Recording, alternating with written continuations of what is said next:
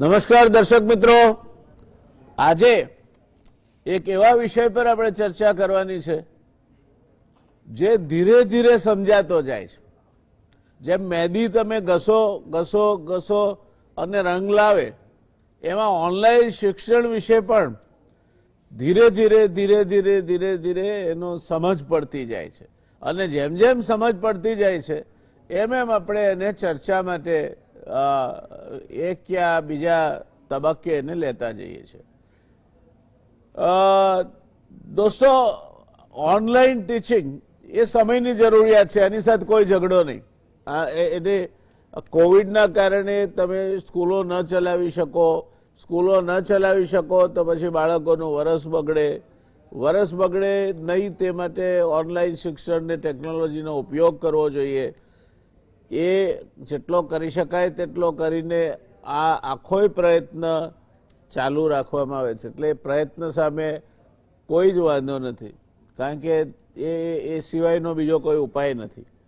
પણ એ પ્રયત્નના કારણે આપણે ઘણીવાર દવા લઈએ ને તેની આડઅસરો વિશે પણ વિચારવું પડે છે. આ કિસ્સામાં પણ આપણે એની આડઅસરો વિશે હવે ધીરે ધીરે ધીરે ધીરે જાણકારી મેળવતા જઈએ છીએ. અને આજે આપણે વાત કરવી છે એ આડઅસરો શું છે તે અંગેની.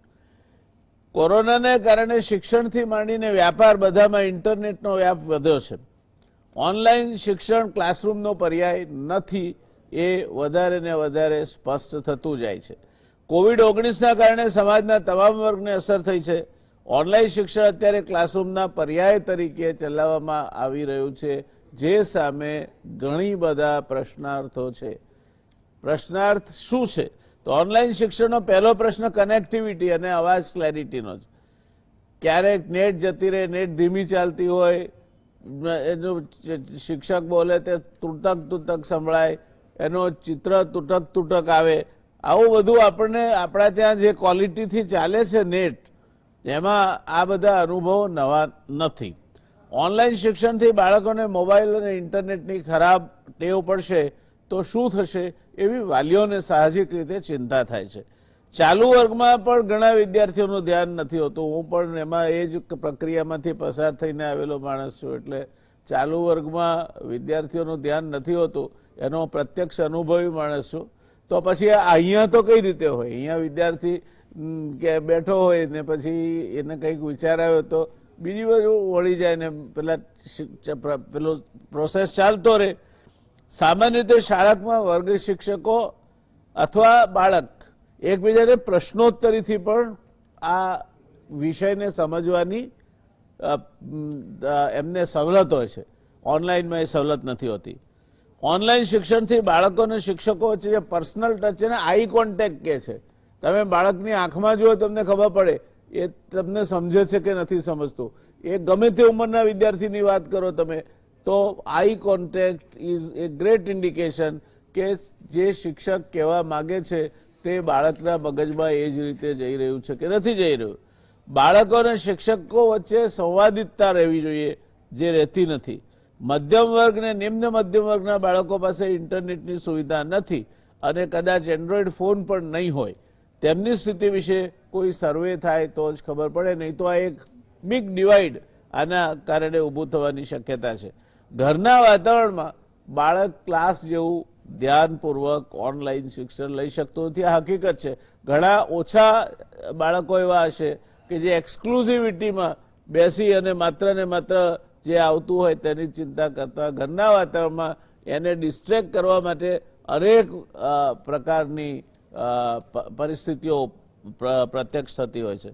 ઘણી શાળાઓમાં નાના બાળકો માટે શિક્ષક દ્વારા લેક્ચર ને રેકોર્ડિંગ, એટલે એ કરીને પછી રેકોર્ડ કરેલું લેસન મોકલી આપે કે પીડીએફ મોકલી આપે, એટલે માએ પછી ભણાવવાનું, એટલે માનો સમય પણ એમાં રોકાય અને કેટલી માં એ કરવા માટે સક્ષમ હશે એ પણ મોટો પ્રશ્નાર્થ થાય. નાના બાળકો માનસિક રીતે પણ મોબાઈલ ઉપર ભણવા તૈયાર નથી હોતા. એટલે આ બધી બાબતોનો એક સર્વે થયો, અભ્યાસ થયો કે આમાં ખરેખર શું પરિસ્થિતિ છે. એટલે શિક્ષણ ઓનલાઈન અને બાળકો ઓફલાઈન એ પરિસ્થિતિ કેમ ઊભી થાય છે, તો બાળકની અને એના ઉપર શું અસર પડે છે. તો આ તપાસવા માટે મનોવિજ્ઞાન ભવનના અધ્યક્ષ ડોક્ટર યોગેશ જોગસણ અને અધ્યાપક ડોક્ટર ધારા દોશીએ એક સર્વે હાથ ધર્યો. યોગાનુયોગ ડોક્ટર યોગેશભાઈ આપણી સાથે આ ચર્ચામાં જોડાયા છે. ગૂગલ ફોર્મ દ્વારા 1168 લોકોના પ્રતિભાવો મેળવ્યા અને તેમાં વાલીઓ, વિદ્યાર્થીઓ, વ્યવસાય કરતા લોકો ભાગ લીધો. ઓનલાઈન એના તારણો શું છે? આ જે અભ્યાસ કર્યો યોગેશભાઈ અને એમના સાથીએ, એના તારણો એ છે કે ઓનલાઈન શિક્ષણ થકી બાળકોને આંખોમાં નુકસાન થાય છે. આ સમય દરમિયાન ઘણા બાળકોના ચશ્માના નંબર વધ્યા છે. બીજું, ઓનલાઈન શિક્ષણથી માનસિક નુકસાની આવશે, જેમ કે બાળકમાં ચીડિયાપણો, એકલાપણો, ટેન્શન આવવું, કંટાળો આવે, અન્ય પ્રવૃત્તિ કરતા અટકે વગેરે સાઇડ ઇફેક્ટ પણ થાય છે. મોબાઈલનું વ્યસન વધશે, ભણવામાં રસ નહીં રહે.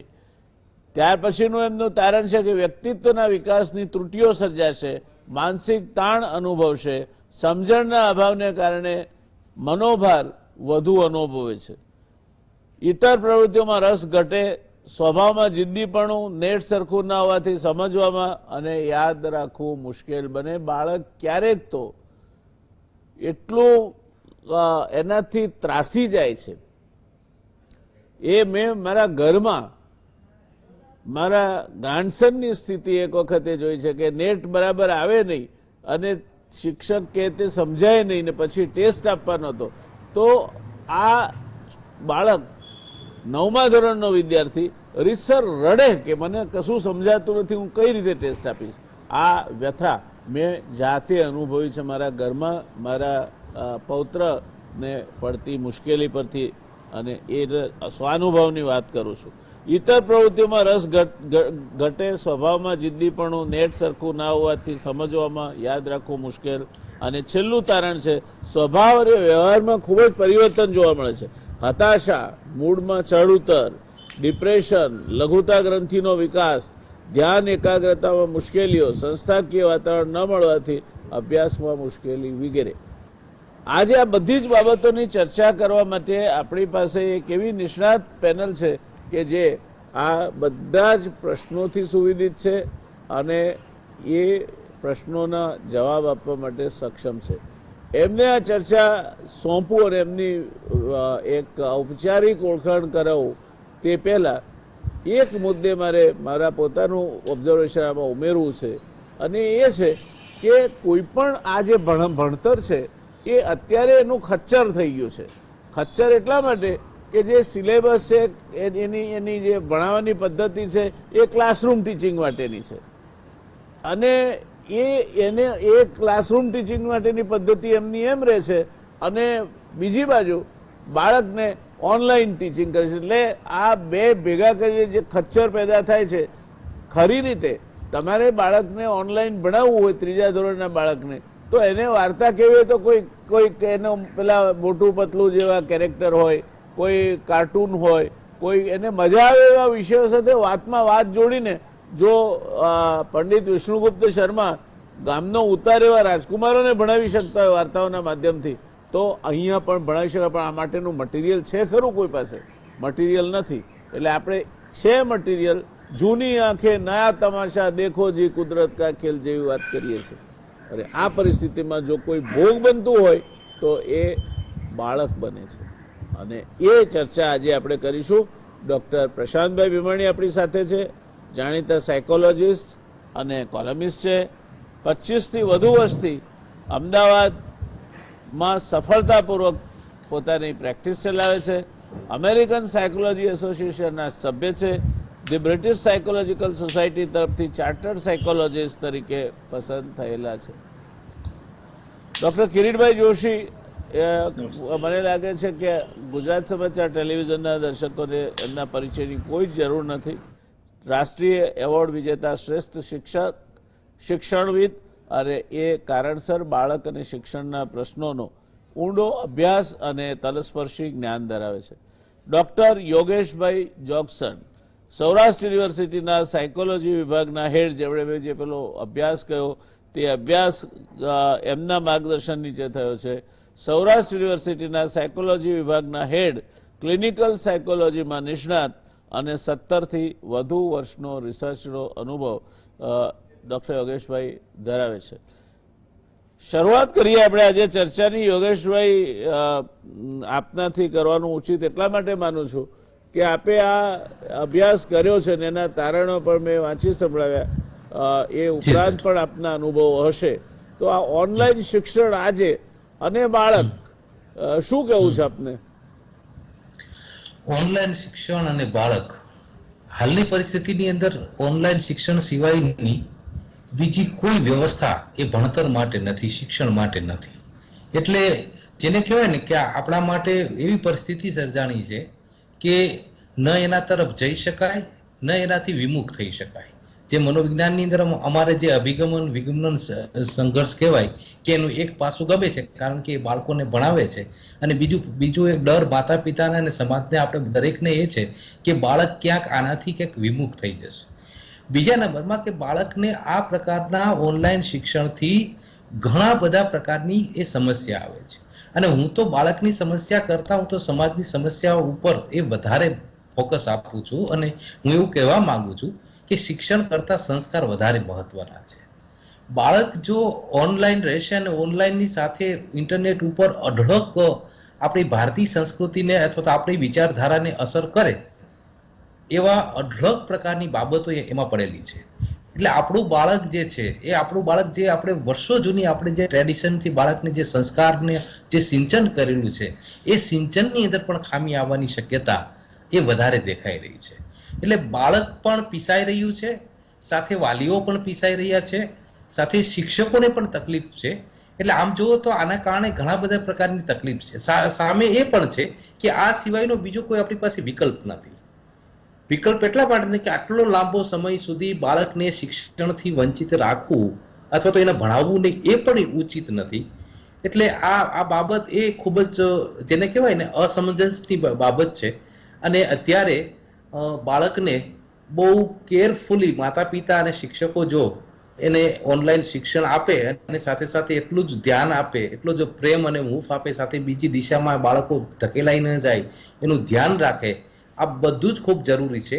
નહીતર એવું બનશે કે શિક્ષણની લાઈનમાં આપણા વર્ષોથી આપેલા સંસ્કારો જે છે, સંસ્કારોનું સિંચન એ ક્યાંક ડૂબી જશે. ધન્યવાદ. દર્શક મિત્રો, પ્રશ્ન એ છે કે આપણી પાસે વિકલ્પ નથી, અને જે વિકલ્પ છે એની સાઈડ ઇફેક્ટ છે. આ બેમાં વચ્ચે જો ઘંટીના બે પૈડા છે એની વચ્ચે કોઈ પીસાતું હોય તો બાળક પીસાય છે. તો પ્રશાંતભાઈ, શું લાગે છે આપને? આ પરિસ્થિતિ એવી વિકટ છે કે એક બાજુ દરિયો છે ને એક બાજુ ખાઈ છે, અને વચ્ચે બાળક ઊભું છે, તેને કઈ બાજુ પડવા દેવું? આપણે એને દરિયામાં તરતા શીખવાડવું પડશે. કારણ એ છે કે આપણે બહુ જ સરસ વાત કરી વ્યાસ સાહેબ શરૂઆતમાં કે આપણી પાસે એવું કોઈ મોડલ નથી કે મોડ્યુલ નથી કે જેના કારણે ઓનલાઈન શિક્ષણ એ અત્યારે પ્રભાવી બની શકે. કારણ કે ઓનલાઈન શિક્ષણની જે કન્ટેન્ટ છે અથવા તો એનો જે રસ્તો છે, જે કન્વે કરવાની મેથડ છે, ભણાવવાની રીત છે, એ તો પરંપરાગત જૂની જ છે, ક્લાસરૂમ જેવી છે. પ્રોબ્લેમ અહીંયા જે થાય છે એ થાય છે કે ઇવન સ્ટુડન્ટ્સ પણ એક્સપેક્ટ કરે છે અને ટીચર પણ એવું જ માને છે કે અમે તો ભણાવી દીધું. એટલે આ બંને વચ્ચેનો જે સેતુ થતો નથી એ સૌથી મોટો ઇસ્યુ છે. આમાં આપણે ઇન્સ્ટ્રુમેન્ટને પણ ચેન્જ કરવું પડશે, એની સાથે સાથે પરસેપ્શનને પણ ચેન્જ કરવું પડશે. એટલે આ પરસેપ્શન અને ઇન્સ્ટ્રુમેન્ટ જે એજ્યુકેશનના છે, બંને બાબતો જ્યારે ચેન્જ થશે ને એની ટ્રેનિંગ થવી જોઈએ. એની ટ્રેનિંગ માટે તો એટલીસ્ટ ભેગા થવું જ પડશે બધાએ ટ્રેનિંગ લેવા માટે. તો આ જો થશે, કારણ કે આ એક નવી જ આખી વાત છે, અનપ્રેસિડેન્ટેડ આ ચેન્જ છે આપણા બિહેવિયરમાં, એટલે એજ્યુકેશનલ બિહેવિયરની વાત છે. તો એના માટે આપણે એવી જુદી રીતે તૈયાર થવું પડશે. ઘણા બધા પશ્ચિમના દેશો એવા છે કે જ્યાં આગળ આ મેથડ એ લોકોએ અપનાવી તો એ પહેલા એની ટ્રેનિંગ ક્લાસીસ એ લોકોએ કર્યા હતા. કારણ કે ટીચર જે છે એ બધા પણ આનાથી બહુ વિદિત નથી, એ લોકોને પણ આનાથી એ ટેવાયેલા નથી. ઘણી બધી વખત આપણને સૌથી મોટા પ્રશ્નો એ જોવા મળે છે. કેટલાક સર્વે અમે પણ અહીંયા કર્યા છે, એમાં જોવા મળે છે કે જે ધારો કે એ લોકો કેજી થી સેકન્ડ સ્ટાન્ડર્ડ સુધીના જે બાળકો છે એ લોકોમાં ચીડિયાપણું, ડિસિપ્લિનનો અભાવ, આ બધું તો બહુ નેચરલી જોવા મળે છે. કારણ કે સ્ક્રીન એ લોકોને ગમે છે, શરૂઆતમાં ગમે છે, પણ પછી એવું થાય છે કે એ સ્ક્રીનની અંદર જે ગમતું જોવાનું છે એ નથી. ટીચર એને સતત પેલી જ વાત કરે છે જે ક્લાસરૂમમાં વાત કરે છે. કોઈ રીતે એ લોકોનું ઇન્વોલ્વમેન્ટ જે છે એ થતું નથી ને એટલા માટે એ લોકોમાં આ ચીડિયાપણું વધી ગયું છે. બીજું કે એ લોકોની નોય લાગશે બીજા ધોરણના છોકરાની વ્યાસ સાહેબ ત્યાં સુધીની એ લોકોની ઊંઘ ઓછી થઈ ગઈ છે અને આ બહુ ખતરનાક બાબત કહેવાય. જ્યારે તમારી જે આટલી નાની ઉંમરમાં સ્લીપ ડિસ્ટર્બન્સીસ ઊભા થાય તો એના કોન્સન્ટ્રેશનમાં તકલીફો ઊભી થવાની, એને ચીડિયાપણું એમને વધવાનું, એને માતા પિતા સાથેનો એડજસ્ટમેન્ટ છે એ પણ ડિસ્ટર્બ થવાનું, આ બધી જ ઘટનાઓ એની સાથે થાય છે. અને એ પછીના જો ફેઝની વાત કરીએ તો એમાં 3જા થી 5મા ધોરણના જે છોકરાઓ છે એમના પર અમે એક અભ્યાસની અંદર જોયું છે કે 66% લોકો જે છે એ ડિસિપ્લિનમાં નથી એવું મા બાપ માને છે, ભણવાના ડિસિપ્લિનમાં નથી. કારણ કે એ લોકો રહી શકતા જ નથી. એમનું જે એક ફોકસિંગ લેવલ છે, કોન્સન્ટ્રેશનનું લેવલ છે, ધ્યાન કેન્દ્રિત કરવાનું ડ્યુરેશન છે એ મેક્સિમમ 45 મિનિટ્સ હોય. મનોવિજ્ઞાનમાં આવું સ્પષ્ટ કહેલું છે. એટલે 45 મિનિટ પછી એ લોકોને થોડો ક્લાસરૂમની અંદર એ લોકોને થોડો બ્રેક જોઈએ. એટલા માટે તો આપણા જે પીરિયડ્સ બધા જે છે, લેક્ચર્સ છે, એનું ડ્યુરેશન લગભગ એટલું જ હતું પહેલા. તમે જુઓ કે આ સંશોધન કર્યા પછીની આખી વાત છે. તો હવે અત્યારે જ્યારે ઓનલાઈનની જ્યારે વાત કરીએ ત્યારે આટલો લાંબો સમય બાળક રહી શકતું જ નથી સ્ક્રીન પર, સતત તો રહી શકતું જ નથી. એટલે લગભગ હું એવું માનું છું કે 20 થી 30 મિનિટ, એ ઉંમર પ્રમાણે બદલાય છે, 20 થી 30 મિનિટ પછી 5-1 મિનિટનો બ્રેક એ લોકો માટે કમ્પલસરી જરૂરી છે. તો આ પ્રશ્નો જે કંઈ પણ થયા એમાં એ લોકોનું ખરાબ બિહેવિયર આ લોકોમાં પણ, આ વય જૂથમાં પણ વધ્યું છે. એટલે આ પણ એક બહુ મોટી ચિંતાજનક બાબત છે. અને મા બાપને પણ આ સંપૂર્ણ સમય આ લોકોની એટલા માટે ચિંતા રહે છે. જ્યારે અમે માતા પિતાને પૂછ્યું તો એમણે સૌથી મોટી વાત એ કહી કે અમને એવી ચિંતા છે કે બાળકોનો પાયો કાચો રહી જશે. કારણ કે જ્યારે એ લોકોનું ફંડામેન્ટલ બેઝિક્સ બધા ક્લિયર નહીં હોય તો આગળ ઉપર કેવી રીતે જશે. એટલે આ પણ એક બહુ મોટો પ્રશ્ન થયો. એ પછીનો જે વય જૂથ છે એ 6ઠ્ઠા ધોરણથી 9મા ધોરણ સુધી. તો આની અંદર મોટા ભાગના છોકરાઓ જે છે એ આળસુ બન્યા. એ લોકો સ્ક્રીનની સામે બેઠા બેઠા નાસ્તો કરે, જંક ફૂડ ખાય, એના લીધે એ લોકોમાં બહુ જ મુશ્કેલીઓ વધી ગઈ. અને જ્યારે મમ્મી પપ્પા ના પાડવા આવે ત્યારે એ લોકો મમ્મી પપ્પા પર જાણે ઉપકાર કરતા આવી રીતે ચીડાઈ જાય. કારણ કે એ પણ સાચી વાત છે, બાળકોને પણ એવું છે કે અમને પ્લેઝર ક્યાંથી મળે, તો કે પ્લેઝર હવે ખાવામાંથી મળે છે. બહાર જવાનું તો છે નહીં, સતત સ્ક્રીનની સામે રહેવાનું છે. એટલે પ્લેઝર સિકિંગ એક્ટિવિટી કોઈ પણ એક જો ઇઝીલી અવેલેબલ હોય તો એ છે ખાવાનું, અને એમાંય જંક ફૂડ. એટલા માટે આ 6ઠ્ઠા થી 9મા ધોરણ સુધીના જે છોકરાઓ છે એ લોકોમાં આ આદત ખૂબ વધી ગઈ. અને મોટાભાગના છોકરાઓ જિદ્દી થઈ ગયા, નારાજ રહે છે. આ બધું જ એ લોકોનું બિહેવિયર આ અમે ચકાસ્યું છે. અને વ્યાસ સાહેબ છેલ્લો જે છે એ 10 થી 12 ધોરણ એની આપણે જો વાત કરીએ તો એમાં લગભગ જે મોટાભાગના જે છોકરાઓ છે એ લોકો લાંબો સમય બેસી રહે છે, એમાં ના નથી, પણ એક જ શરત છે કે એમનો ઇન્ટરેસ્ટ ત્યાં થવો જોઈએ. એ લોકોનો સ્ક્રીન ટાઈમ વધારે એ લોકો કરી શકે છે, એમાં કોઈ બેમત નથી. પણ આ સ્ક્રીન ટાઈમમાં ઘણા બધા લોકોમાં એવું પણ જોવા મળ્યું કે એ લોકો ઓડિયો અને વિડીયોને મ્યુટ કરી દે અને પછી પોતાને જે કરવું હોય તે કરે. એ લોકો ક્યાંક સૂઈ જાય, કાં તો બહાર આંટો મારવા જતા રહે, કાં તો ખાલી ઓડિયો જે છે એમનો ઓડિયો સંભળાય પણ પોતાનો ઓડિયો મ્યુટ કરી દે. અને એટલે એમને ખબર પડે કે શું ચાલે છે, હરતા ફરતા રહે, અને બહુ જ ક્યારેક કોઈ ટીચર પૂછે ત્યારે જઈને પાછા જવાબ આપે. એટલે આ પ્રકારનું બિહેવિયર પણ બહુ કોમનલી જોવા મળ્યું. એ લોકોમાં પણ ઊંઘ ઓછી થઈ ગઈ, આળસ વધી ગઈ, એ લોકોમાં પણ જીદ ખૂબ વધી, અને સૌથી વધારે કન્ફ્યુઝન વધ્યા.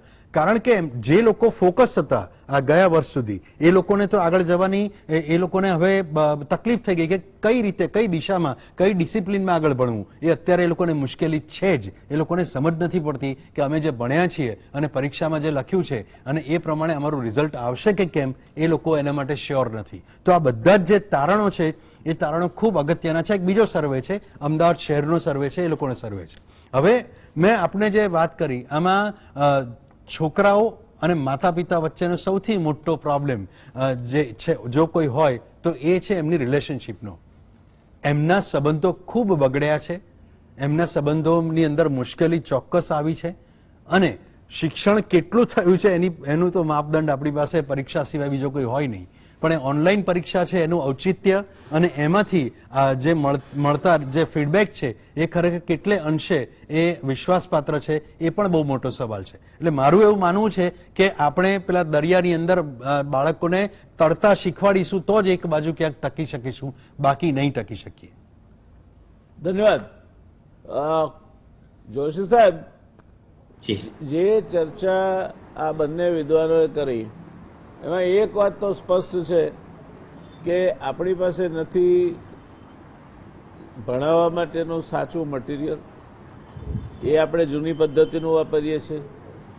નથી શિક્ષકો પાસે એ પ્રકારની કોઈ તાલીમ કે ઓનલાઈન ભણાવી શકે, અને બાળકોને અનેકવિધ મુશ્કેલીઓ છે. એટલે બાળકો તો આંખના નંબર વધવાથી માંડીને સ્ટ્રેસ સુધીનું એમના માટે સર્જન આ પદ્ધતિથી થાય છે. લાગે છે કે કોવિડ હમણાં મટવાનો હોય, એવી તો જતો રહેવાનો હોય એવું કંઈ દેખાતું નથી. હજુ તો આપણે દરરોજના 1 લાખ કેસ સરેરાશ આવે એ સ્થિતિમાંથી પસાર થઈ રહ્યા છીએ. કદાચ સ્પાઇક આવે તો એ વધે પણ ખરો. એટલે આપણે આ લડાઈ લાંબા ગાળા માટે લડવાની છે હજુ એવું દેખાય છે. કમસે કમ આવનાર 6 મહિનામાં આ લડાઈમાંથી બહાર નીકળી જવાય એવું આજની તારીખમાં દેખાતું નથી. પછી કંઈ ચમત્કાર થાય તો જુદી વાત છે. રસી આવે તો પણ આટલા બધા લોકોનું રસીકરણ એકસાથે કરવાનું એને મહિનાઓ લાગશે. એટલે એ બધી બાબતો લક્ષમાં રહીએ તો આવનાર 1 વર્ષ કમસે કમ આ પદ્ધતિ સિવાય આપણી પાસે બીજો આરો ઓવારો નથી. ત્યારે એક શિક્ષણવિદ તરીકે આપનું શું માનવું છે? આ જે દૂષણો છે, આ બંને આપણા નિષ્ણાતોએ જે કહ્યા, એમાંથી કઈ રીતે બચી શકાય અને જે છે એ પદ્ધતિને કઈ રીતે ઓછામાં ઓછા નુકસાન સાથે આપણે ઉપયોગમાં લઈ શકીએ? નમસ્તે સાહેબ, બહુ સરસ વાત કરી આપે. ડોક્ટર યોગેશભાઈએ સંશોધનના જે તારણો આપ્યા છે સાચા જ છે, બહુ વાસ્તવિક તારણો છે એમના. ડોક્ટર પ્રશાંતભાઈ સાહેબ તો બહુ અનુભવી છે ને એમની હકીકત તો એમના પેશન્ટો થકી વાત કરી રહ્યા છે, પણ હકીકત છે. આજકાલ સમગ્ર વિશ્વની પરિસ્થિતિ એવી છે કે કોરોના મહામારી એ કુદરતી આપત્તિ છે અને એનો હલ આજે વિશ્વના કોઈ પણ વ્યક્તિ પાસે નથી. ત્યારે આપણો દેશ કેવી રીતે બાકાત હોય?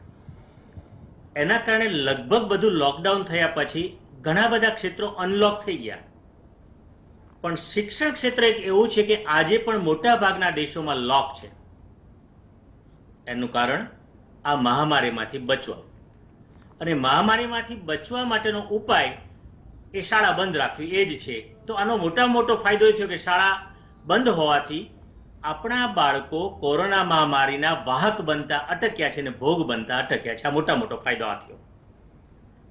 શિક્ષણ ક્ષેત્રમાં શિક્ષણ ન અપાય, ઓફલાઈન શિક્ષણ એ તો ઉત્તમ શિક્ષણ, અત્યારે વર્ગખંડ શિક્ષણ ઉત્તમ શિક્ષણ કહેવાય, પણ એ આપી શકાય એવું નથી. ત્યારે માત્ર એક સામાન્ય ઉપાય છે આ, એક શાંતિ, આત્મશાંતિ માટે મારો બાળક કંઈક ભણે છે. પણ હું તો એવું કહીશ કે દરેક માતા પિતાને અત્યારે અનુભવ થતો હશે કે અમે આટલા મહિનાથી અમારી પાસે રહે છે બાળકો, તો અમે કંઈ નથી કરી શક્યા, તો શાળાને તો કેટલી બધી મુશ્કેલી પડતી હશે. આટલા કલાકોમાં અમે આટલો બધો પ્રતિકાર કરવો પડે કે બાળકો ચીડિયા થઈ જાય, અમારી સામે બોલે છે, અમે નથી સાંભળી શકતા. તો એ શાળાના શિક્ષકો કે આચાર્યો કે શાળાઓ આ બાળકોનું જે ઘડતર કરે છે કેવી રીતે કરતા હશે? આ પણ એક વિચારોનો પ્રશ્ન છે. આપે મને જે પ્રશ્ન પૂછ્યો વાસ્તવિક છે અને સાચું છે. ઉપાયો હું સમગ્ર શિક્ષણ વિભાગને પણ કહીશ, વૈજ્ઞાનિકોને પણ કહીશ અને સામાજિક વૈજ્ઞાનિકોને પણ કહીશ કે આ બધી સમસ્યાઓ તો હું અને તમે બધા કહી રહ્યા છીએ કે આ બધી સમસ્યા છે, પણ એનો હલ હવે બધાએ શોધવાની જરૂર છે કે આપણે શું કરી શકીએ. તો એ હલમાં હું એમ કહીશ કિરીટભાઈ, બરાબર આ જ મુદ્દે આપે આગળ ચલાવવાનું છે, પણ અહીંયા આપણે રોકાવું પડશે એક નાનકડા બ્રેક માટે, અને બ્રેક પછી વળી પાછો આપની પાસે આવીશ. આપ એક નવો મુદ્દો શરૂ કરી રહ્યા છો એટલે અહીંથી જ અટકવાનું ઉચિત માનું છું, જેથી આપની ચર્ચા કોઈ પણ ખલેલ વગર બ્રેક પછી આગળ ચાલે. એટલે બ્રેક પછી આપની ચર્ચા ચાલુ રહેશે. બાદ ફરી એકવાર આ અત્યંત રોચક અને રસપ્રદ ચર્ચામાં આપ સૌનું સ્વાગત છે. સીધા જઈશું આપણે કિરીટભાઈ જોશી સાહેબ પાસે. ઉપાયની ચર્ચા એમણે શરૂ કરી હતી, સાંભળી એમની પાસેથી કે આનો ઉપાય શું છે.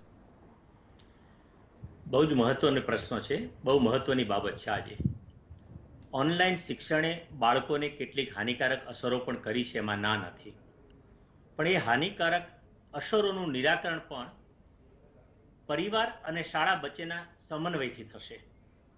શાળાએ વાલીઓના સંપર્કમાં પણ એટલું જ રહેવું પડશે. શાળાના આચાર્યોએ વાલીઓની સાથે પણ વિડીયો કોન્ફરન્સ કરવી પડશે.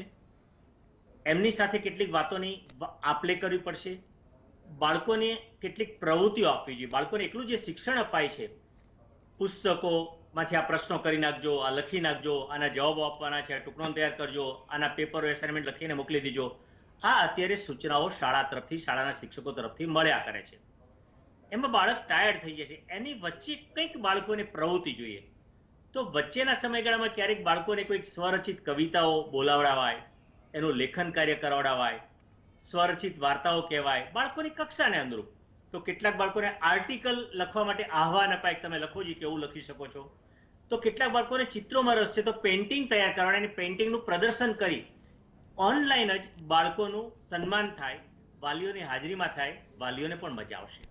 હું શાળાઓને પણ કહીશ અને શિક્ષણ વિભાગને પણ કહીશ કે કેટલાક હાસ્ય કલાકારોને કદાચ આપણી જે ચેનલ છે, આપણી ગુજરાતની ચેનલ જે છે, ગુજરાત ચેનલ છે, જે દૂરદર્શન કેન્દ્ર છે, એના માધ્યમથી દરેક શાળાઓના બાળકોને હાસ્ય કલાકારોનો હાસ્યરસ પીરસાય તો પણ એ બાળકોને એક મજા આવશે. કોઈક વિજ્ઞાનના નાના નાના પ્રયોગો મૂકી અને ચાલો હવે તમે ઘરમાં કરો જઈ, તો એ બાળકો પ્રયોગો કરતા થશે. આવી રચનાત્મક પ્રવૃત્તિઓ બાળકોને આપી એમની સાથે જે તે બાળકોના વર્ગ શિક્ષકો એક સંવાદ કરે, એક નાના સમૂહ સાથે, અને એ સંવાદ થયા પછી જે ઉત્તમ કામગીરી જે બાળકોએ કરી છે એ બાળકોને આચાર્યએ અથવા સંસ્થાના નિયામકોએ, ટ્રસ્ટી મંડળે એમને બિરદાવવા જોઈએ, પણ ઓનલાઈન જ. પણ એ એક વાહક બનશે, બાળકો એનાથી હળવા બનશે. હું એથી પણ વિશેષ કહું છું, શિક્ષણ તો ચોક્કસ છે, પણ અત્યારે સાચો ખ્યાલ હવે આવશે કે શિક્ષણને કેળવણીમાં શું તફાવત છે. જેમ યોગેશભાઈના જે સંશોધનો છે એના તારણો છે કે બાળકોને એક ચિંતા છે કે અમે બાળકોમાં કરેલું ઘડતર, યોગ્ય સંસ્કારનું સિંચન, એ સિંચનને કદાચ ડાઘ તો નહીં પડી જાય ને. કેટલો મોટો વિચાર મૂકી દીધો છે માતાએ. આજે એ જવાબદારી આપણી થઈ ગઈ છે કે બાળકોમાં એક ઘડતર થાય એના માટે પણ મોબાઈલ ચોક્કસ આપવો પડશે. પણ મોબાઈલનો ઉપયોગ કેમ કરવો, કેટલા પ્રમાણમાં કરવો, કેવી રીતે કરવો, એ પણ સમજાવવું પડશે. બાળકોને આપણે કહેવું પડશે કે તને જમવા, બહાર આપણે જમવા જઈએ છીએ ભાજી પાવ, તો ભાજી બહુ ગરમ ગરમ હોય, તમને ટેસ્ટ છે પણ ખાવી ભાવશે, ફાવશે નહીં ફાવે તો તમારે રાહ જોવી પડશે. એમ ભોજન, એમ અભ્યાસમાં પણ મોબાઈલનો ઉપયોગ કરો ત્યારે બાળકોને સાવચેત કરો કે બેટા આ મોબાઈલના ચોક્કસ ઉપયોગ છે, પણ કેટલીક હાનિકારક બાબતો પણ છે, આપણે એનાથી દૂર રહેવું જોઈએ. એનો સ્વાદ ચાખવા માટે પ્રયત્ન ન કરાય. જેમ ગરમ ગરમ જો પાવ અથવા ગરમ ગરમ ભાજી તમે ટેસ્ટ કરવા જશો તો દાજી જશો. તો મોબાઈલમાં રહેલી કેટલીક વિકૃત વાતો જે આપણા વિચારો બગાડે છે, જે આપણું મનોમંથન બગાડે છે, વિચાર શક્તિને હાનિ પહોંચાડે છે, ચિંતન શક્તિને હાનિ પહોંચાડે છે, ભણવામાં એક ધ્યાન નથી રહેતું, આ બધી બાબતોથી માહિતગાર કરવા સાથે એના હકારાત્મક ઉપયોગો કયા કયા છે અને કેવી રીતે કરી શકાય, એમાંથી શું શું મળી શકશે. તમે વિજ્ઞાનના પ્રયોગો પણ મળશે, નાની વાર્તાઓ બનાવવાનો પણ મળશે, કેટલાક લેખકોના જીવન ચરિત્રો, કેવી રીતે લેખક બન્યા.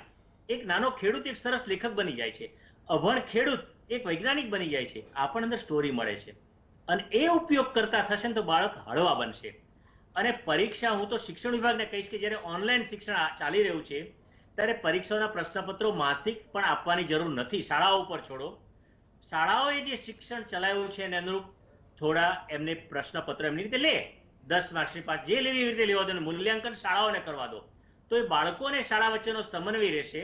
આ એક પ્રકારનો સ્ટ્રેસ ઉભો કરવામાં આ પરીક્ષાઓ પણ અત્યારે ભાગ પરોક્ષ રીતે ભજવી રહી છે હું માનું છું. કારણ કે એક પ્રકારની એકબીજા સાથે જે સમન્વય હોવો જોઈએ એ અત્યારે નથી રહેતો. દરેક શાળા પોતાની રીતે અભ્યાસક્રમો ચલાવી રહી છે, એની પણ અસર છે. તો આ બધી બાબતો જો ધ્યાનમાં રાખવામાં આવશે તો જે ઓનલાઈન શિક્ષણની જે હાનિકારક બાબતો છે એનાથી ચોક્કસ આપણે દૂર રહી શકશું. જે પ્રશાંતભાઈએ કહ્યું કે સતત 4 કલાક 5 કલાક, બિલકુલ સાચી વાત છે કે ઓનલાઈન શિક્ષણ નાના બાળકોને તો વધુ 2 કલાક જ અપાય. ખાસ કરીને 7 વર્ષ 8 વર્ષ 9 વર્ષ સુધીના ઉંમરના બાળકોને તો આ પ્રમાણે જ હોવું જોઈએ. પછી આગળ જતા થોડુંક વધારે, પણ એ પણ પ્રવૃત્તિ આધારિત, એ બેસી જ રહે મોબાઈલની સામે એવી વાત ન હોવી જોઈએ. એને ઊભો પણ કરાય, એને ચિત્રો દોરતો પણ કરાય, ચલો બતાવો, જે ક્લાસ ટીચર કહે છે હું જોઉં છું કયો કલર પૂર્યો, અને નામજોગ બાળકોને બોલાવીને વાત કરે, અને આદાન પ્રદાન થવું જોઈએ, વીસી હોવું જોઈએ, વિડીયો કોન્ફરન્સની જેમ, તો બાળકોને મજા આવશે. અને એ પ્રમાણે થશે તો આ હાનિકારક અસરો અટકાવાશે અને શાળા સાથે બાળકોનો જીવંત વ્યવહાર ચાલુ રહેશે, શિક્ષકો સાથેની આત્મીયતા જળવાઈ રહેશે. પણ હું એટલું ચોક્કસ કહીશ કે ઓનલાઈન શિક્ષણ હોવાથી બાળકોને થોડી ઘણી આત્મીયતા શિક્ષકો સાથે કે શાળા સાથે રહી છે. મારે કંઈક શિક્ષણ ચાલ્યું છે એવો માતા પિતાને પણ સંતોષ છે અને બાળકોને પણ છે. અને શિક્ષણ વિભાગ પણ આ બાબતમાં જાગૃત છે કે બાળકોને સ્ટ્રેસ ન પડે, વર્ષ ન બગડે અને છતાં યોગ્ય રસ્તો નીકળે, એનું મૂલ્યાંકન થઈ યોગ્ય જરૂરિયાતના પ્રમાણમાં અભ્યાસક્રમ ચાલે એવો શિક્ષણ વિભાગનો પણ પ્રયત્ન છે. એટલે આ એના એક ઉપાયો રહેશે. હું વ્યક્તિગત મારા અનુભવજન્ય વાત મેં કરી છે, પણ આ બાબતમાં સંશોધનો ચોક્કસ માગી લે છે અને સંશોધનો કરવાની જરૂર છે અને સંશોધનમાં જાગૃતિ લાવવાનું કામ મીડિયા જ કરી શકશે. ધન્યવાદ કિરીટભાઈ. બે વસ્તુ આમાં દર્શક મિત્રો આપણી નજર સામે આવી અત્યાર સુધીની ચર્ચામાં. એક પ્રત્યક્ષ ભાગ છે આનો, એક અપ્રત્યક્ષ ભાગ છે. શાળા છે, શિક્ષકો છે અને ત્યાંથી ઓનલાઈન શિક્ષણ આવે છે એ અપ્રત્યક્ષ ભાગ છે. મા બાપ છે, મા બાપ સાથે બાળકો છે, બાળકો સાથેનું એમનું ઇન્ટરેક્શન છે એ પ્રત્યક્ષ ભાગ છે. અને હું એવું માનું છું કે જે બાળકો નાના છે, એટલે 8 ધોરણ સુધીના કે 9 ધોરણ સુધીના જે બાળકો છે, એમના ઘરમાં જો દાદા દાદી હોય તો જુદી વાત છે, પણ ના હોય તો પણ એમને બાળ વાર્તાઓ કહી શકાય. ઉખાણા પહેલાના જમાનામાં ક્લાસમાં પણ ઉખાણા પૂછતા હતા. મને હજુ યાદ છે કે લીલી ટોપી રાતા જગા આવ્યા છે પરદેશી સગા, રો રો કહેતા રહેતા નથી ને પૂરો સંદેશો દેતા નથી. તો શું? તો એ ગુંદા, આપણે લાલ ગુંદા આવે છે ને એ, અને ટોપી ઉપર લીલી હોય. એમ આ વાત કે વન વગડે ડોહો દાંત કાઢે, કપાના કાલા ફાટે, આ વાત આ ઉખાણાના માધ્યમથી બાળકોને શીખવાડાતી હતી. અંતકડી એનું બીજું આવું એક માધ્યમ હતું. આ બધી બાબતોમાં હવે પાછું વાર્તા રે વાર્તા, બાબુ ઢોરા ચારતા, મુઠ્ઠી બોરા લાવતા, છોકરા સમજાવતા. એ આ છોકરાને સમજાવવાનું કામ પોતે કોઈ પણ સ્ટ્રેસ લીધા વગર, બાળકોને સ્ટ્રેસ ન પડે તે આ પ્રત્યક્ષ વિભાગ છે, મા બાપ છે. અને પ્રત્યક્ષ વિભાગ જો બરાબર કામ કરશે તો અપ્રત્યક્ષ વિભાગના કારણે થનારી ઘણી બધી આડઅસરો નિવારી શકાશે. પણ પ્રત્યક્ષ વિભાગ જે છે એ આને વેઠ ગણશે અને પોતે એમાં ભાગ નહીં લે તો બાળકોના ભાગ પછી આ બધી જ આડઅસરો જેનો અભ્યાસ અત્યાર સુધી સૌરાષ્ટ્ર યુનિવર્સિટીના સાયકોલોજી વિભાગે કર્યો છે એ પરિસ્થિતિ સામે આવીને ઊભી રહેશે. તો યોગેશભાઈ સાહેબ, આ જે પ્રત્યક્ષ છે, મા બાપ છે, મા બાપ અને બાળક વચ્ચેનો જે સંબંધ છે, સંવાદ છે, લાગે છે આપને કે આજે જે માઇક્રો ફેમિલી છે, હસબન્ડ વાઈફ બંને કામ કરે છે અને જે પ્રકારનો એમના બાળકો સાથે સમય આપવો જોઈએ એ આપવા માટેની એમની પાસે તાલીમ પણ નથી, માનસિક તૈયારી પણ નથી અને કેરિયર ઓરિએન્ટેડ છે, એટલે એમના મન બાળક કરતાં પોતાની કામગીરી અને પ્રમોશન વધારે અગત્યના છે. તો આ પરિસ્થિતિમાં મા બાપના હાથમાં પડેલું બાળક એ શાળાના અપ્રત્યક્ષ શિક્ષણ કરતાં વધારે મુશ્કેલીમાં સમય પસાર કરી રહ્યું છે, એવું આપ માનો છો? જી, 100% માનું છું. હું તો ત્યાં સુધી કહું છું કે જ્યારથી આપણે ત્યાં સંયુક્ત કુટુંબ ભાંગી પડ્યા અને એ સંયુક્ત કુટુંબ ભાંગી પડ્યા અને વિભક્ત કુટુંબની જે શરૂઆત થઈ અને ત્યારથી આ બાળકો જે છે એ બાળકોનું જે સામાજિકરણ છે યોગ્ય રીતે થવું જોઈએ એ હવે થતું નથી.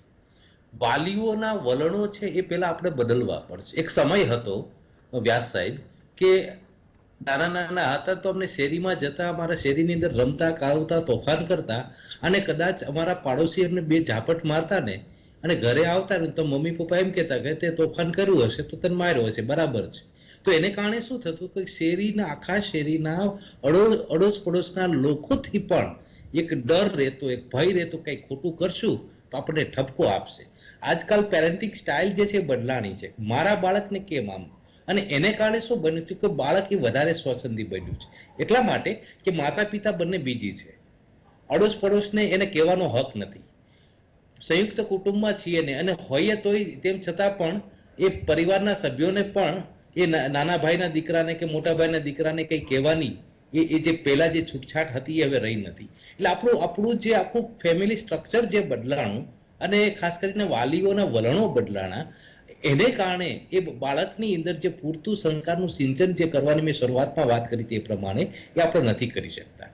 બીજા નંબરમાં કે હમણાં ભીમાણી સાહેબ વાત કરતા હતા એ પ્રમાણે કે ભાઈ બાળકો આટલાથી આટલા બાળકો જે છે આપી શકાય. સાહેબ ભીમાણી સાહેબ, હું તમને અમારા MA ના બાળકોની વાત કરું, બાળકો તો ન કહેવાય, યુવાનોની વાત કરું, કે અમારા ક્લાસની અંદર 25 જણા હોય, અમે ઓનલાઈનની લિંક મૂકીએ સાહેબ, તો એ 25 માંથી સાહેબ માંડ 12 કે 13 જોઈન્ટ થાય. બાકીના એટલે કે 50% જોઈન્ટ થાય. અને એ 50%ની અંદર અમે ક્યારેક ભણાવતા સવાલ કરીએ કે હાલો બેન તમને કહું છું, ભાઈ તમને કહું છું, તો 10 મિનિટ પછી એ ચેટ બોક્સની અંદર એનો જવાબ આવે, સોરી સર તમારો અવાજ સંભળાતો નહોતો. એટલે આ સ્થિતિ છે. અને આ બધું જે બાળકોની અંદર જે ખોટી બાબતો આવે છે, તો આ જે બહાના કરવાની વૃત્તિ આવે છે કે ડિફેન્સ મિકેનિઝમ જેને આપણે કહીએ છીએ આવે છે, તો આ બધાની પાછળ એ માતા પિતાનો જે છે વલણો જે છે જવાબદાર છે. માતા પિતાએ જે સંયુક્ત ફેમિલી અંદર જે સામાજિકરણ થતું હતું એવું આ માતા પિતા કરી શકતા નથી. બીજું કે એવો સ્વીકારી પણ નથી શકતા કે હા અમારી ખામીને કારણે. રહી વાત સાહેબ આપે જે શરૂઆતમાં કરી કઈ સજેશન હોય કે આ પ્રકારની જે અત્યારે શિક્ષણ કઈ રીતે આપવું જોઈએ, તો એના વિશે પણ હું એક વાત કહેવા માંગુ છું કે ટીવીને આનું માધ્યમ બનાવી શકાય. ટીવી દ્વારા એને શિક્ષણ આપી શકાય. કારણ કે ટીવી જે છે એ જાહેર માધ્યમ છે, મોબાઈલ જે છે એકાંત માધ્યમ છે. બાળક જો એકાંતમાં હશે ને તો એને કંઈક ને કંઈક દુઃ વિચાર આવવાની શક્યતા રહેશે અને એ બાળક એ કંઈક ખોટા રસ્તે જવાની સંભાવના વધી જશે. પણ જો એને ટીવી દ્વારા ટાઈમ ટેબલ નક્કી કરી નાખ્યું, હું તો ત્યાં સુધી કહું છું કે કોઈ સ્કૂલ એવું કે મારા સ્કૂલનું બાળક એ કરતા આપણે એવું વિચારીએ હાલની પરિસ્થિતિની અંદર કે મારા દેશનું બાળક એ કોઈ પણ સ્કૂલનું હોય એ અત્યારે એ ભણે, અને એ માટે અમે જેમ બને એમ એ ટીવીના માધ્યમથી એ દરેક બાળકોને સમાન શિક્ષણ આપવામાં આવે, તો આ જે ઓનલાઈનની શિક્ષણની જે કઈ કડાકૂટ છે, જે કઈ પાઠકૂટ છે અને બાળકોની જે સમસ્યા આવે છે એ સમસ્યાથી આપણે એને દૂર કરી શકાય. કારણ કે ટીવી એની મા પણ જોતા હશે, એની બેન પણ જોતી હશે, બાળક પોતે પણ જોતું હશે.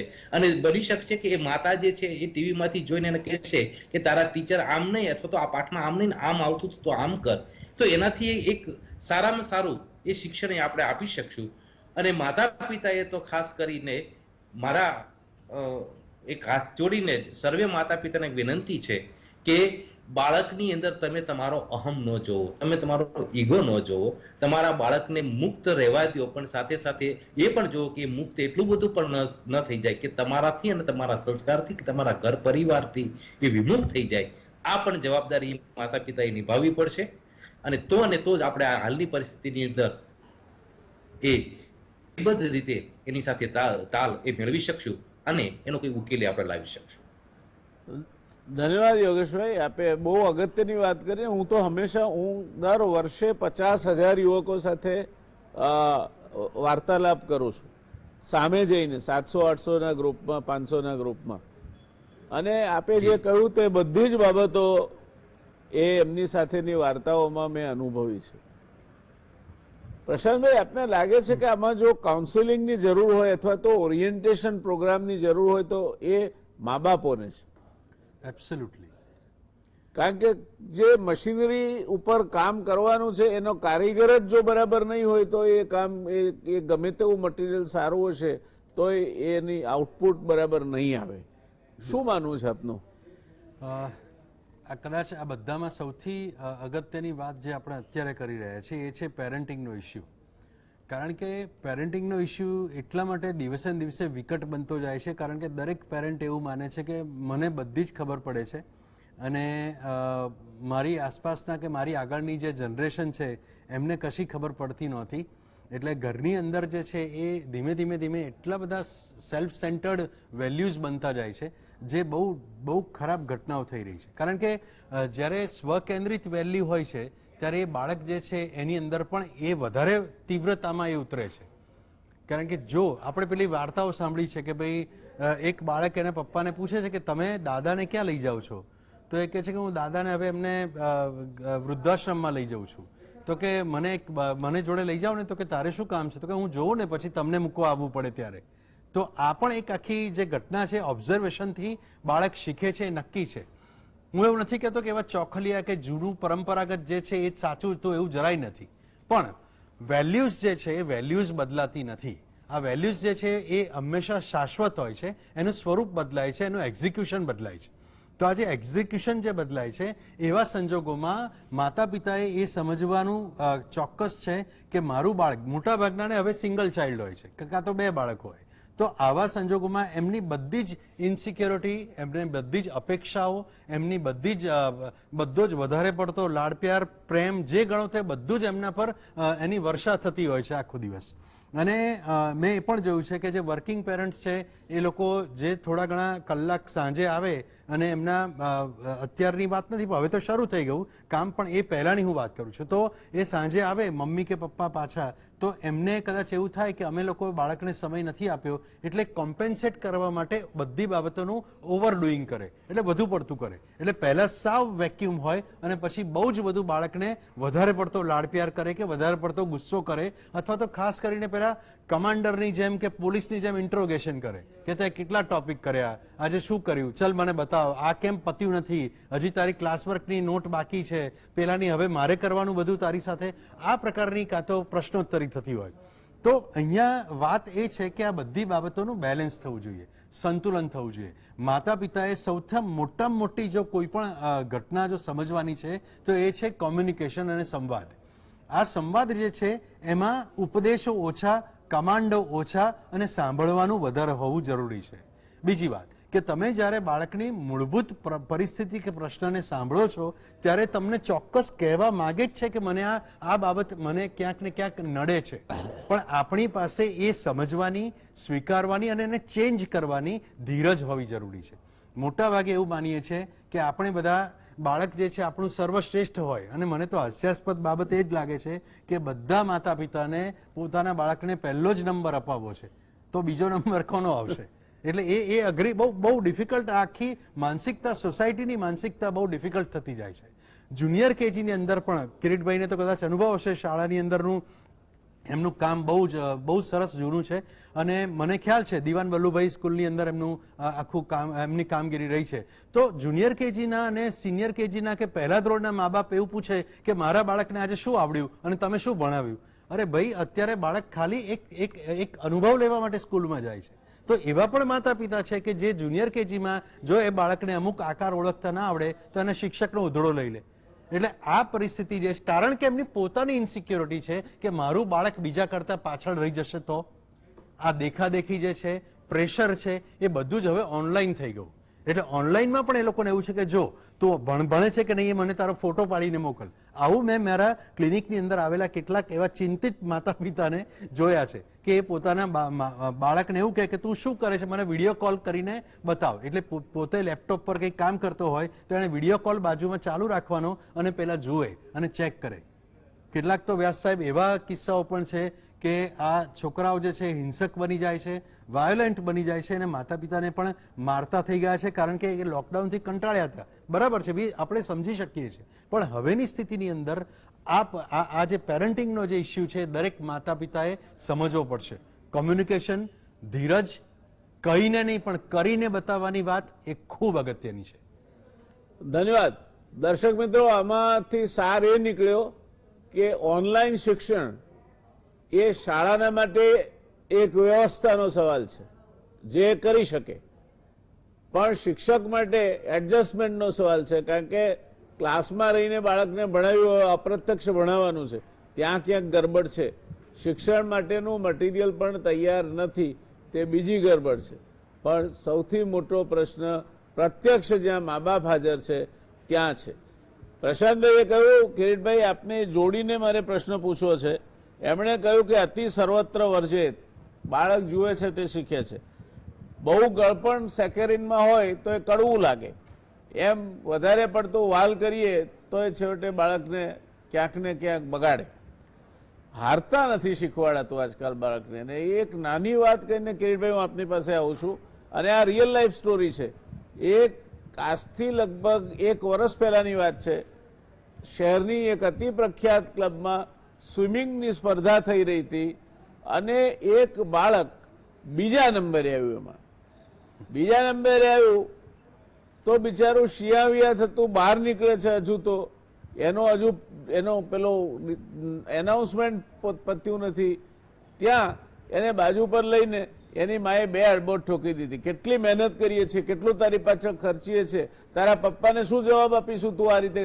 બાળક થરથરે. તમે સ્વિમિંગ એને તમારા આનંદ માટે કરાવો છો કે તમારું બાળક પહેલા નંબરે આવે અને તમારે બહાર જઈને ક્યાંક બણગા ફૂંકવા છે એના માટે કરાવો છો? એ કરાવતા હો તો ન કરાવશો.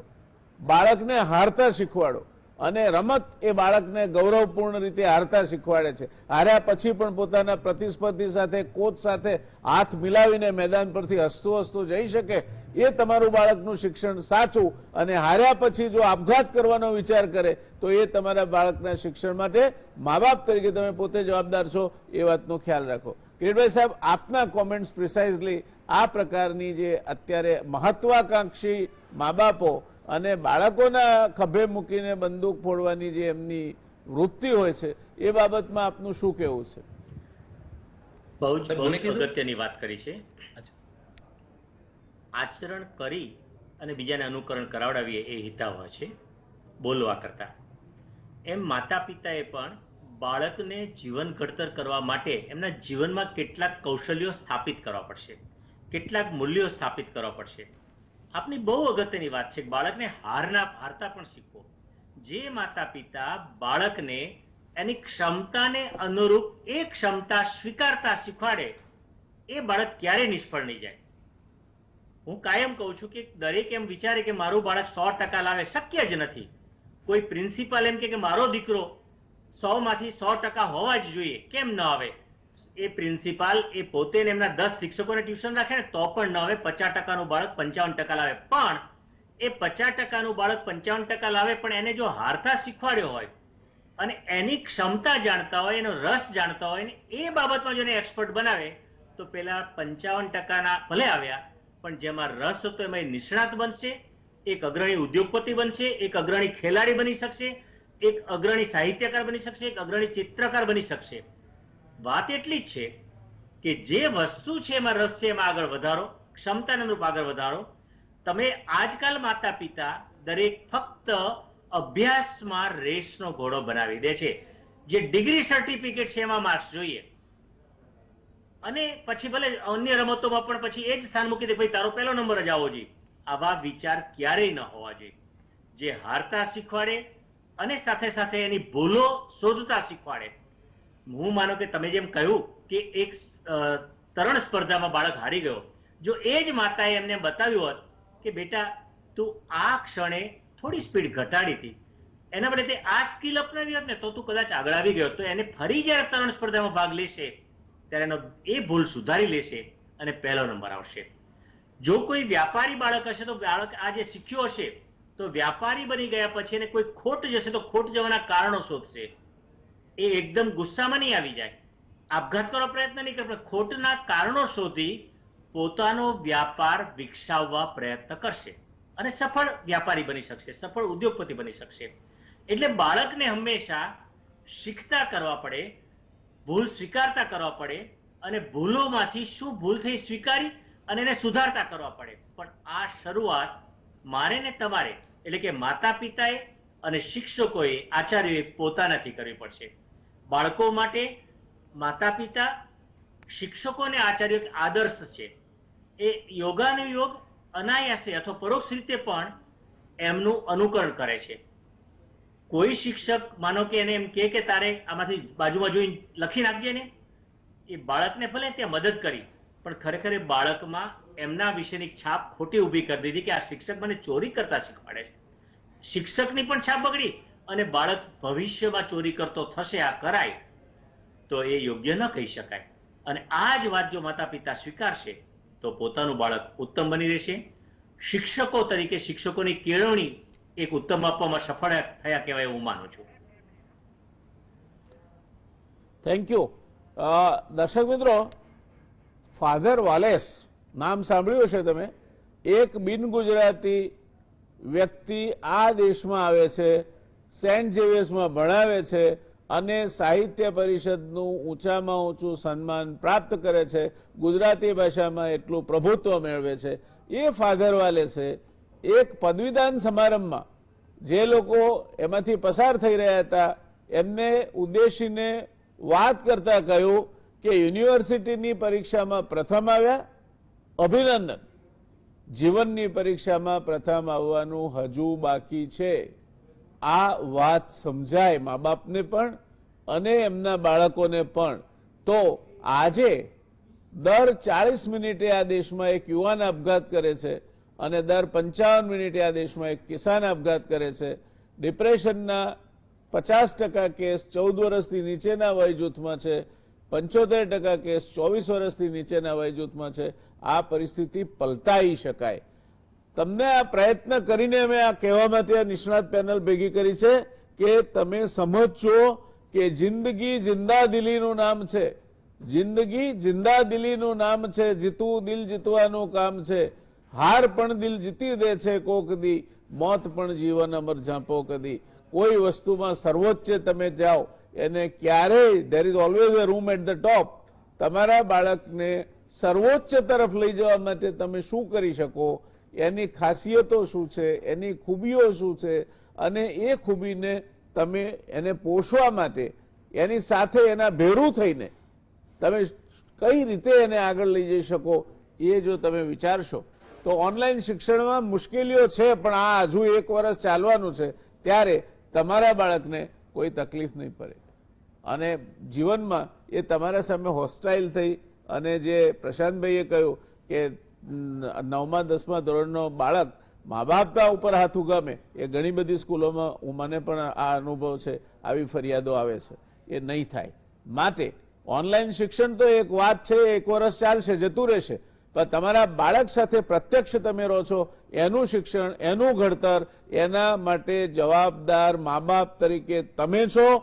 યાદ રાખજો, વાર્તા કહીને જેટલું સારું કરી શકાય છે તેટલું ચોપડીઓ વાંચીને વંચાવીને કરી શકાતું નથી. એ વાત સાથે આપણે આજની આ ચર્ચાને વિરામ આપીશું. ત્રણેય નિષ્ણાત panellist doctor Prashantbhai Bhimani, doctor Kiritbhai Joshi અને ડૉક્ટર યોગેશભાઈ જોગસરનો ગુજરાત સમાચાર ટેલિવિઝન વતી અને આ ચર્ચાના સંયોજક તરીકે મારા તરફથી વ્યક્તિગત રીતે આભાર માનું છું. દર્શક મિત્રો, આપ સૌનો પણ આભાર. આપે આ ચર્ચા જોઈ તે માટે. ગુજરાત સમાચારનો 9 થી 10 વચ્ચેનો આ શો હવે ઘરે ઘરે જોવાતો થયો છે અને અમે એની વિશેષ કાળજી રાખીએ છીએ કે મા બાપ, દીકરો દીકરી, વહુ બધા સાથે બેસીને આ શો જુએ અને એમાંથી કંઈક મેળવે. તો આવતીકાલે મળીશું વળી પાછા કોઈ નવા વિષય સાથે. ધન્યવાદ. શુભરાત્રી. શબ્બા ખેર. Take care.